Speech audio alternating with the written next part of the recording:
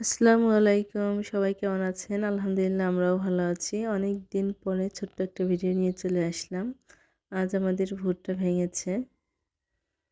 এই তো দেখুন ভুট্টাগুলো রোদের মধ্যে খুবই সুন্দর লাগতেছিল। আর সেখান থেকে আমি নরম দেখে কিছু ভুট্টা নিয়েছি বড়া ভাজবো বলে। ভুট্টার বড়াটা খেতে ভীষণ মজার হয়। কে কে খেয়েছেন অবশ্যই কমেন্ট করে জানাবেন। ভুট্টাগুলোকে আমি ছুটিয়ে নিয়েছি। এখন কিছুক্ষণ পানি দিয়ে ভিজিয়ে রাখবো।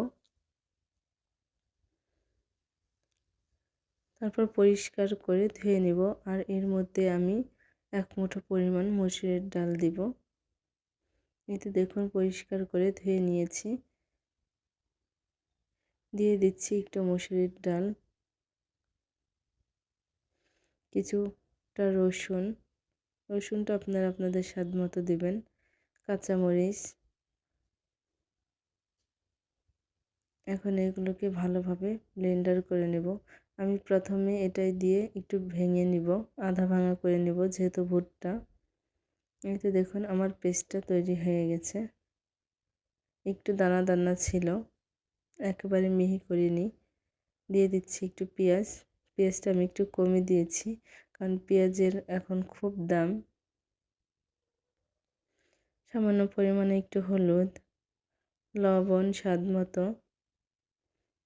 1 মুঠো পরিমাণ চালের গুঁড়ো। এখন এগুলোকে ভালোভাবে মেখে নেব।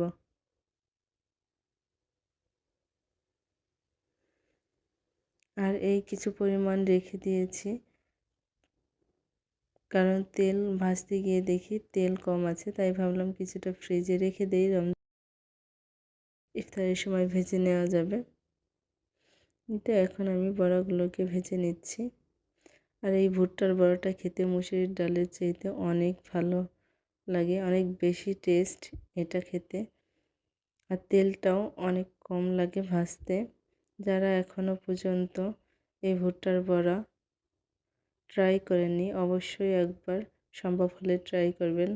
আশা করি আপনাদেরও ভালো লাগবে। রমজান মাস আসলে যেন কেন অন্যরকম একটা ভালো লাগা কাজ করে। কালকে প্রথম রোজা। সবাইকে রমজানের মোবারক জানাই। সবাইকে যেন আল্লাহ ভালো রাখে, সুস্থ রাখে।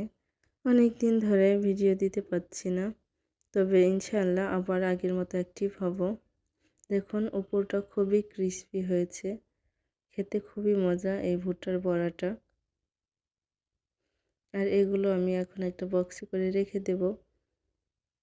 আল্লাহ যদি বাঁচিয়ে রেখে কালকে ইফতারের সময় ভেজে নেব। আর ভুট্টা তো কম বেশি আমরা সবাই খাই, কর্নফ্লাওয়ার তো ভুট্টার থেকেই হয়। ভুট্টা আমাদের স্বাস্থ্যের জন্য খুবই ভালো। আল্লাহ হাফিজ, আসসালামু আলাইকুম।